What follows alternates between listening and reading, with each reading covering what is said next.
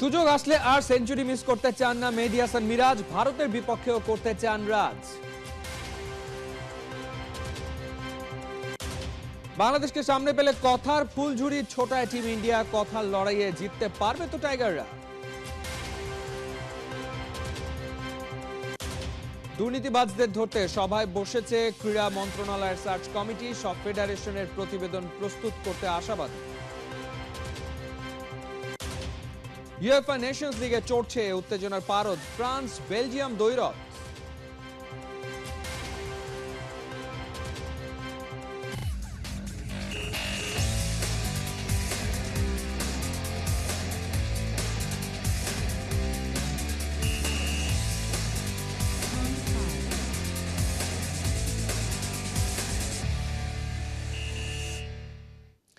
স্বাগত খেলাযোগে, আপনাদের সাথে আছি আমি ফাইম রহমান। সুযোগ আসলে আর সেঞ্চুরি মিস করতে চান না মেহেদী হাসান মিরাজ। পাকিস্তানে সিরিজ সেরা হবার পর সেই ধারাবাহিকতা ধরে রাখতে চান ভারতেও। তবে জয় না, দলগতভাবে রোহিত কোহলিদের চ্যালেঞ্জ ছুড়ে দেয় নাকি হবে টিম বাংলাদেশের প্রাথমিক লক্ষ্য। পাকিস্তানে ঐতিহাসিক টেস্ট জয় ও আসন্ন ভারত সফর নিয়ে মেহেদী মিরাজের সঙ্গে কথা বলেছেন নাইয়ান বিন জসিম।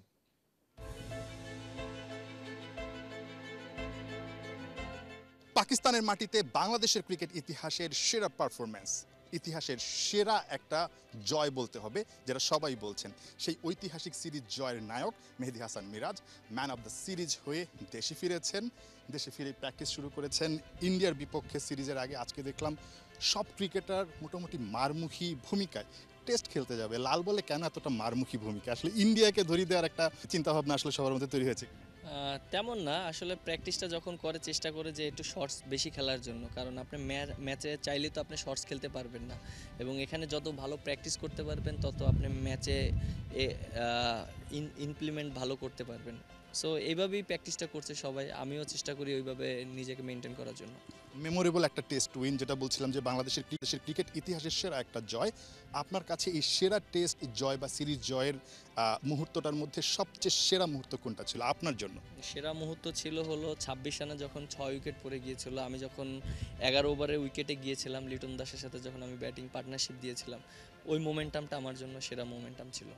মানে তখন আলোচনাটা আসলে কি হচ্ছিল যে এরকম একটা কঠিন সিচুয়েশন থেকে মানে ম্যাচটা জেতা তো দূরের কথা, আসলে মানে 100 রান করতে পারবে কিনা বাংলাদেশ দল, সেটা তো আসলে চিন্তা করাটা একটু কঠিন ছিল। হ্যাঁ অবশ্যই, কারণ ওই সময়টা আমি আর লিটন দাস দুইজনে কথা বলছিলাম, অনেক দুষ্টামি করছিলাম, এবং আমাদের বিগত দিনের দুইজনের যে ব্যাটিং করেছি অনেক স্মৃতি ছিল, সেইগুলো নিয়ে মনে করার চেষ্টা করেছিলাম।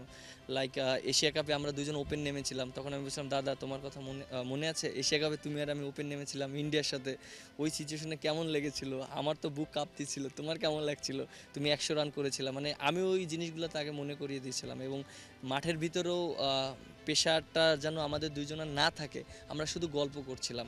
যখন প্রেশারটা রিলিজ হয়ে গেছে বা একটা খেলাটাকে ধরে ফেলেছি, তখন আবার আমরা ক্রিকেটিং খেলা নিয়ে কথা বলছিলাম যে দাদা এই উইকেটটা এইভাবে খেললে ভালো হবে, এই বলারকে এইভাবে খেললে ভালো হবে, আমাকে অ্যাডভাইস দিচ্ছিল, আমিও তাকে অ্যাডভাইস দিচ্ছিলাম। সো এইভাবে কথা কথা কথা বলা হয়েছিল। দুইটা 70+ ইনিংস খেলেছেন আপনার, সব শেষ 3টা টেস্টে যদি ধরি, একটাতে 81 নট আউট, তারপর 77, 78। এই যে আপনার পিছনে আপনার হেলমেটটা, মানে টেস্ট ক্যারিয়ারে মাত্র একবারই আসলে চুমু খাওয়ার সুযোগ পেয়েছিলেন সেঞ্চুরি করে। এই আক্ষেপটা হয় কিনা যে আসলে সেঞ্চুরি একটু বেশি বেশি করতে হবে, বা আপনি যেই পজিশনটা আসলে খেলছেন সেই পজিশনটায় তো আসলে খুব একটা সুযোগ পাওয়া যায় না, সেঞ্চুরি করা নিয়ে আরও বেশি বেশি কী ভাবছেন? আমি যে পজিশনে খেলছি, আমি যদি বেশি ভালো খেলি বা আমাকে যদি কেউ ভালো সাপোর্ট দেয় বা আমি যদি সাপোর্ট দিতে পারি, তাহলে একটা সেঞ্চুরি আশা করা যায়। বাট ওইখানে সেঞ্চুরি করাটা একটু ডিফিকাল্ট, আপনি চাইলে 100 রান করতে পারবেন না, আর অনেক সিচুয়েশন এরকম কাছাকাছি তো যাচ্ছে। হ্যাঁ, ওই 70, 80, 80, 90 বা 80-র কাছাকাছি যাচ্ছি।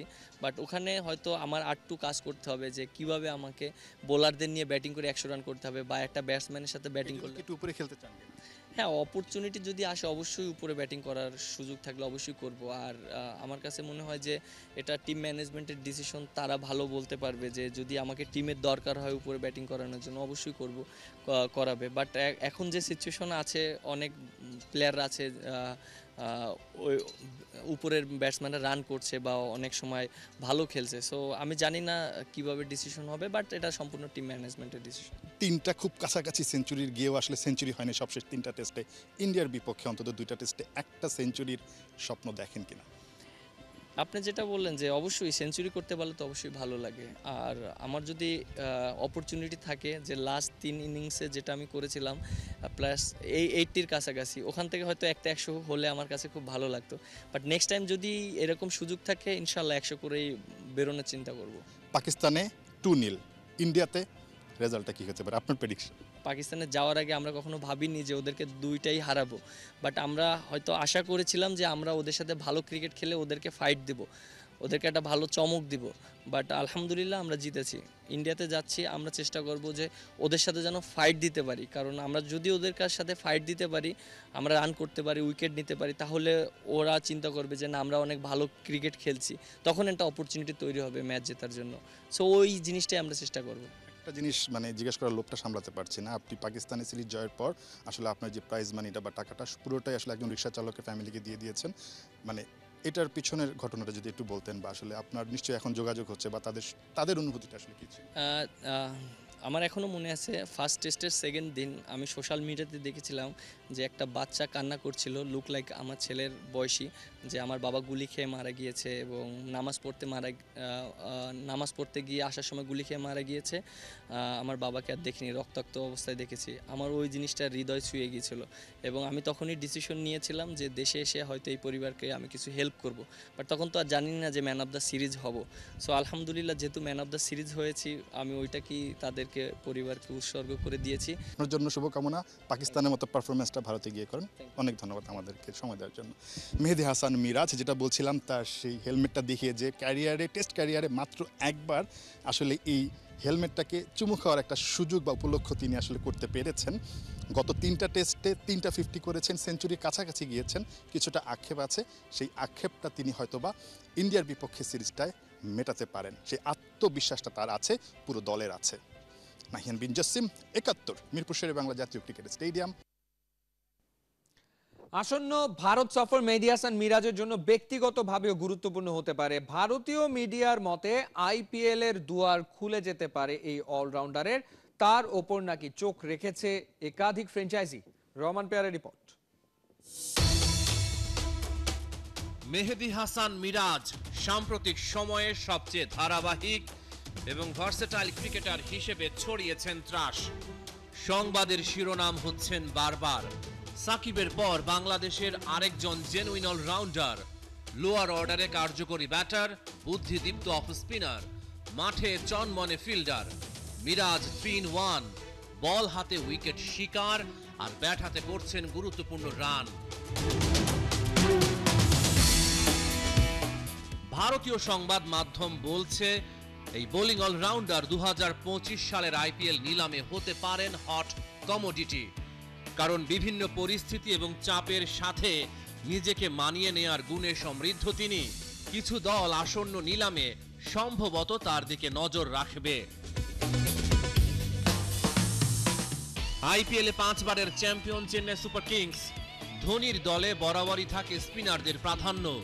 চিপকের পিচ ঐতিহ্যগতভাবে টার্ন এবং বাউন্সের জন্য প্রসিদ্ধ। মেহেদী হাসান মিরাজ চেন্নাইকে করতে পারেন আরো সমৃদ্ধ। বছরের পর বছর ধরে সিএসকে মাঝের ওভারগুলো নিয়ন্ত্রণ করতে স্পিনারদের উপর অনেক বেশি নির্ভর করেছে, একটি কৌশল যা তাদের অন্য যে কোনো দলের চেয়ে বেশি হোম গেম জিততে সাহায্য করেছে। মিরাজ তার দক্ষতা দিয়ে তাদের স্পিন বিভাগে বৈচিত্র্য যোগ করতে পারে, সাথে ব্যাট হাতে অবদান রাখতে জানে লোয়ার অর্ডারে। সঠিক দিক নির্দেশনা পেলে তার খেলার ধার আরো বাড়বে। আইপিএল এর বর্তমান চ্যাম্পিয়ন কলকাতা নাইট রাইডার্স। এটা কোনো গোপন বিষয় নয় যে কেকেআর ও স্পিনারদের সমৃদ্ধ ইতিহাস রয়েছে। ইডেন গার্ডেন্স প্রায়ই স্পিনারদের স্বর্গ হয়ে উঠেছে। বরুণ চক্রবর্তী এবং সুনীল নারায়ণ এরই মধ্যে কলকাতার ডেরায় আছেন। কেকেআর সব সময় এমন বোলারের সন্ধানে থাকে যারা মাঝের ওভারগুলোতে পার্থক্য তৈরি করতে পারে। মিরাজ এই কাজের জন্য একটা ভালো অপশন। কলকাতা নাইট রাইডার্সের পরিকল্পনায় পুরোপুরি ফিট হতে পারেন এই অলরাউন্ডার। মানসম্পন্ন স্পিনারদের কদর দেয় Sunrisers Hyderabad. Rajiv Gandhi international stadium turning ট্র্যাকগুলোর অন্যতম। মিরাজ হায়দ্রাবাদের বোলিং অস্ত্রাগারে আরও একটা চমৎকার সংযোজন হতে পারেন। ফ্র্যাঞ্চাইজিটি অলরাউন্ডারদের অগ্রাধিকার দিয়েছে এবং মিরাজ এমন একজন যিনি ব্যাটে আর বলে সমান কার্যকর। রহমান পেয়ার, ৭১। ভারত সিরিজে শুধু ব্যাট বল নয়, প্রস্তুতি থাকা প্রয়োজন স্লেজিং এরও। বাংলাদেশকে সামনে পেলে কথার ফুলঝুরি ছোটায় টিম ইন্ডিয়া। রাজনৈতিক অস্থিরতার প্রভাব পড়তে পারে ময়দানেও। কথার লড়াইয়ে জেতা কেন প্রয়োজন, বাংলাদেশের প্ল্যান বি কেমন হওয়া উচিত, বিশ্লেষণ মাহদী হাসানের কাছে। ক্রিকেট শুধু ভদ্রলোকের খেলা, হালনাগাদ সময়ে এই ন্যারেটিভ অনেকাংশেই অচল। স্কিল আছে বলেই সবাই ইন্টারন্যাশনাল সার্কিটে, খেলা শুধু ব্যাটে বলে এখন আর নেই। কথা মনস্তাত্ত্বিক লড়াই বেলা শেষে গড়ে দিতে পারে বিশাল ব্যবধান। ভারতের বিপক্ষে আসন্ন সিরিজে মাঠের বাইরের নানান সমীকরণে উত্তাপ ক্রমশ বাড়ন্তে লাল সবুজের দলকে মাঠে এটা সেটা বলার অভ্যাস টিম ইন্ডিয়ার বহু দিনের। তবে কথা চালাচালি অতীতের যে কোনো সময়ের চাইতে হতে পারে প্রকট। বাংলাদেশ যেমন সাম্প্রতিক অতীতে ফিরিয়ে দিয়েছে কথা, পাল্টা আক্রমণ কিংবা আক্রমণ করেছে কখনো কখনো, সেই মাইন্ড গেম খেলার চাহিদা এই সিরিজে থাকতে পারে কয়েক গুণ বেশি। প্রসঙ্গত, ইন্ডিয়ান টিমের হেড কোচের ভূমিকায় আছেন এমন একজন যিনি খেলোয়াড়ি জীবন থেকে প্রচণ্ড আক্রমণাত্মক, বেপরোয়া স্লেজিং এর মাস্টার। কোচ হওয়ার পরও অ্যাগ্রেসিভ ফিলোসফিতে বদল না আনার ব্যাকগ্রাউন্ড থাকা গৌতম গম্ভীর। সঙ্গত কারণে ক্রিকেটের বাইরে মনস্তাত্ত্বিক খেলার স্ট্র্যাটেজি মেকিং নিয়ে আলাদা করে ভাবতে হতে পারে টিম ম্যানেজমেন্টকে। যে কোনো খেলার যে কোনো ফাইনালে প্রতিপক্ষ ভারত মানেই বাংলাদেশের হার। তা ফাইনালের আগে যত ভালো খেলা খেলুক না কেন, বাংলা ঘুরে দাঁড়ানোর ফর্মুলা পাওয়া গেছে 2020 অনূর্ধ্ব-19 বিশ্বকাপের ফাইনালে। ভারতীয় প্লেয়াররা শরীরী ভাষায় কথা বলার ন্যূনতম চেষ্টা করার আগেই পাল্টা ছাড়তে হবে কয়েক গুণ বেশি আগ্রাসী বডি ল্যাঙ্গুয়েজ। খালেদ মাহমুদ সুজনের মাস্টার প্ল্যান, ভারতের বিপক্ষে ভালো রেজাল্ট পেতে হলে মাঠের খেলার আগে মনের খেলাতে যতটুকু চড়াও হওয়া প্রয়োজন ততটুকুই হওয়া চাই।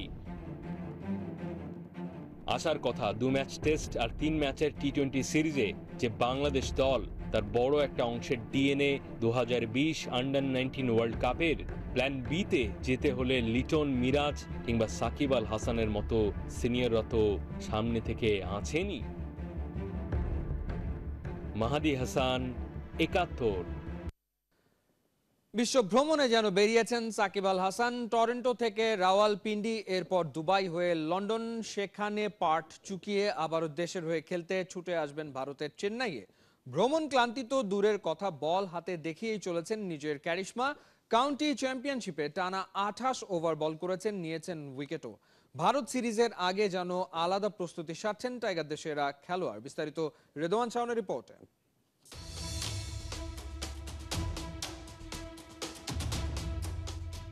নতুন দলে নতুন সতীর্থ, নতুন মোড়কেও তিনি অনবদ্য। সাকিব আল হাসান কাউন্টি চ্যাম্পিয়নশিপেও বল হাতে দেখালেন নিজের কারিশমা। টানা 28 ওভার বল করে দিয়েছেন ক্যাপ্টেনের ভরসার প্রতিদান। আর্ম ডেলিভারিতে তুলে নিয়েছেন টম আবেলের গুরুত্বপূর্ণ উইকেট। কানাডা, পাকিস্তান, লন্ডন, পরে ভারতের সাথে টেস্ট খেলতে উড়ে যেতে হবে চেন্নাই। গেল 1 মাসে সাকিবের জার্নিটা হবে এমনই। মাইলের পর মাইল ছুটেছেন, কিন্তু ক্লান্তির দেখা মেলে না শরীরী ভাষায়। যেখানেই যান আলো ছড়ান, লাইমলাইটটা কেড়ে নেন আপন মহিমায়। রাওয়ালপিন্ডির ইতিহাস লিখে বাংলার নবাব লাল সবুজের প্রতিনিধিত্ব করতে ছুটে গেছেন ব্রিটিশ সয়েলে। লন্ডনে পা রেখে প্রথম ম্যাচেই জায়গা হয় তার একাদশে। দলে যোগ দিয়েই যেন বনে গেছেন ক্যাপ্টেনের প্রধান অস্ত্র। দলটার অধিনায়ক রোরি বার্নেস টানা 28 ওভার বল তুলে দিয়েছেন এক সাকিবের হাতে। টানা 28 ওভার বল করতে সাকিবকে শেষ কবে দেখা গিয়েছে, এ নিয়ে হতে পারে আলাদা আলোচনা। তবে ভারত সিরিজের আগে নিজেকে প্রস্তুত রাখতেই হয়তো নিজের সর্বোচ্চটা দিচ্ছেন এই অলরাউন্ডার। দেশের মাটিতে যখন লিটন, শান্ত, মুশফিকরা ব্যস্ত নিজেদের ব্যাটিং অনুশীলনে, তখন সাকিবের প্রস্তুতিটা চলছে কাউন্টি ক্রিকেটে। চলতি মাসের 19 সেপ্টেম্বর চেন্নাইয়ে ভারতের বিপক্ষে মাঠে নামবে টাইগাররা। চিপকের স্পিন বান্ধব উইকেটে সাকিব, মিরাজদেরই ধরতে হবে দলের হাল। সাকিব যেন সেই কাজটাই করছেন নীরবে, কাউন্টি চ্যাম্পিয়নশিপে সারে জাগুয়ার্সের জার্সিতে। রেদওয়ান শাওন, ৭১। দুর্নীতিবাজদের ধরতে প্রথমবারের মতো অফিসিয়াল মিটিং সেরেছে যুব ও ক্রীড়া মন্ত্রণালয়ের সার্চ কমিটি। যেসব কর্তারা ফেডারেশনেই আসছে না তাদের আর খুঁজতেও যাবে না। বর্তমানে যারা ফেডারেশন চালাচ্ছেন তাদের থেকে তথ্য নিয়েই করা হবে বিচার। 2 মাসের মধ্যে বাংলাদেশের সকল ফেডারেশনের দুর্নীতির প্রতিবেদন প্রস্তুত করতে আশাবাদী সার্চ কমিটি। মেহেদী নাইমের রিপোর্ট। ফেডারেশনের চেয়ারে বসে খেলোয়াড়দের মাথায় কাঁঠাল ভেঙে যারা করেছেন পকেট ভারী তারা এখন পলাতক। অনেকেই ফেমাস কামাতে নিজের রাজনৈতিক পরিচয় ব্যবহার করে রীতিমতো লুটপাট চালিয়েছেন বাংলার ক্রীড়াঙ্গনে। সেই সব হিসেব করায় গন্ডায় নিতে বছরের পর বছর জবাবদিহিতার বাইরে থাকা শাহেদ রেজাদের দুর্নীতির শ্বেতপত্র বের করতে প্রথম অফিসিয়াল বৈঠক করল যুব ও ক্রীড়া মন্ত্রণালয় গঠিত সার্চ কমিটি। ইন্টারন্যাশনাল যে রেস্ট্রিকশনগুলো আছে ওগুলো আমাদের মাথায় রেখেই কাজ করতে হবে। ওটাকে ভায়োলেশন করে আমাদের পক্ষে কোনো কিছু করা ঠিক হবে না এবং করবো না আমরা সেটা।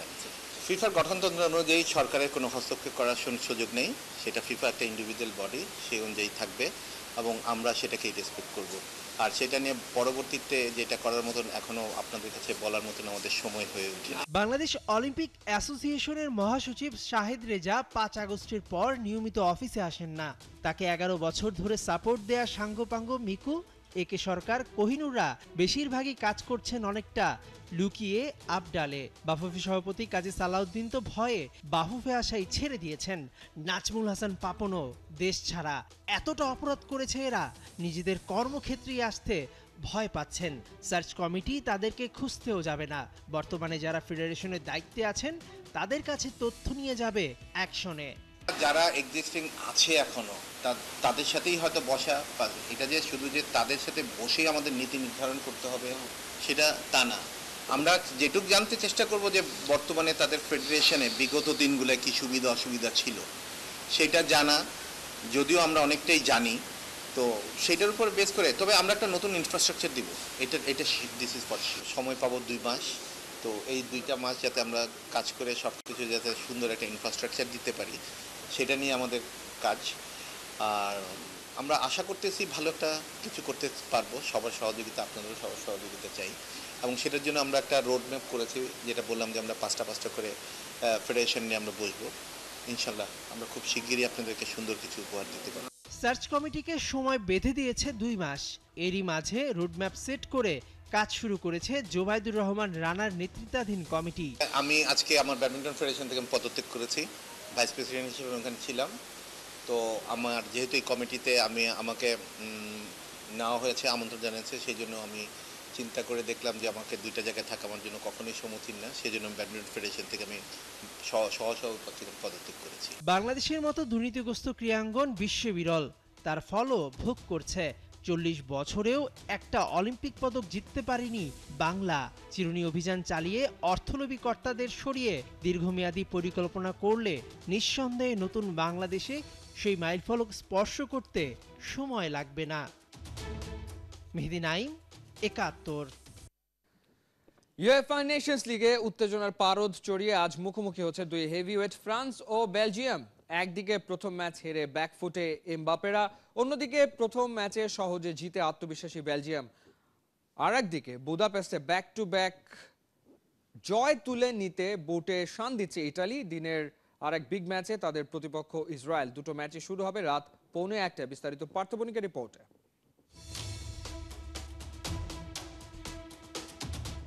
মুখে হাসি, বুকে বল, তেজে ভরা মন, গোল দিতে হবে, এই তার পণ। বিখ্যাত বাংলা কবিতার 2টো শব্দ এভাবে পাল্টে দিলে খাপে খাপ মিলে যায় কিলিয়ান এমবাপের সাথে। রিয়াল মাদ্রিদে যাবার পর যেন ফ্রান্সের হয়ে গোল দেয়াই ভুলে গেছেন। শেষ 6 ম্যাচে গোল মাত্র একটা। কোচ দিদিয়ের দেশাম্প তার সেরা তারকার দিকে তাকিয়ে হয়তো এটাই ভাবছিলেন, ছেলেটা কি ছিল, কি হয়ে গেল। সমালোচনা থেকে বাঁচতে তাই এমবাপের জন্য আজ কঠিন পরীক্ষা। নেশনস লিগে প্রতিপক্ষ বেলজিয়াম।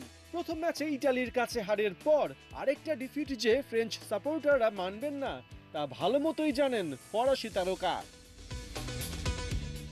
যদিও ইতিহাস বলছে ফ্রান্সের চেয়ে কিছুটা এগিয়ে বেলজিয়াম। 2 দলের 76 হেড টু হেডে বেলজিয়ামের 30 জয়ের বিপরীতে ফ্রান্সের আছে 27 জয়। Draw 19 match. যদিও রেড ডেভিলদের বিপক্ষে সবশেষ 3 ম্যাচে টানা জয় আছে ফ্রান্সের। বেলজিয়ামের বিপক্ষে ফ্রান্সের তুরুপের তাস নিউকামার মাইকেল ওলিজে। গেল ম্যাচে অভিষেক, আর তাতেই অ্যাটাকিং মিডে দেমবেলের প্রতিদ্বন্দ্বী হয়ে উঠেছেন। ইটালির কাছে 3 গোল হজম করায় আজ বাজিয়ে দেখা হতে পারে জুল কুন্ডে কিংবা উপামেকানোকে। এদিকে ইসরায়েলের বিপক্ষে জয় দিয়ে ন্যাশনস লিগ শুরু করলেও বেলজিয়ামের আসল পরীক্ষা শুরু হচ্ছে আজ। আগে থেকেই কোচ ডমিনিকো টেডেস্কোর সাথে ঝামেলায় জড়িয়ে জাতীয় দল থেকে সরে দাঁড়িয়েছেন কিপার থিবো কোর্তোয়া, সাথে রোমেলু লুকাকু আছেন বিশ্রামে। তাই ফ্রান্সের বিপক্ষে বেলজিয়াম বসের আসল অস্ত্র তার ইয়াং প্লেয়ার্স। পাশাপাশি অ্যাটাকিংয়ে লুইস ওপেন্দার সাথে অভিজ্ঞ কেভিন ডি ব্রুইনা আর জেরেমি ডোকু তো আছেনই। দিনের অপর ম্যাচে নিরপেক্ষ ভেন্যু বুদাপেস্টে ইসরায়েলের মুখোমুখি হচ্ছে ইটালি। ওপেনিং ম্যাচে ফ্রান্সের বিপক্ষে 3-1 গোলের জয়ে এখন ফুললি বুস্টেড আজুরিরা। ইউরোর রাউন্ড অফ 16-এ সুইজারল্যান্ডের কাছে হেরে বিদায় নেবার পর কোচ লুসিয়ানো স্পালেত্তি একাদশে 8 জন পরিবর্তন করেছেন। যদিও গেল ম্যাচে ইনজুরিতে পড়ায় শঙ্কা আছে ডিফেন্ডার রিকার্দো ক্যালাফিওরির খেলা নিয়ে। ইটালির পুনরুত্থানে ন্যাশনস লিগকে ধরা হচ্ছে গুরুত্বপূর্ণ মঞ্চ। কোয়ার্টারে উঠতে হলে গ্রুপ পর্ব তাদের টপ 2 থেকে ফিনিশ করতেই হবে।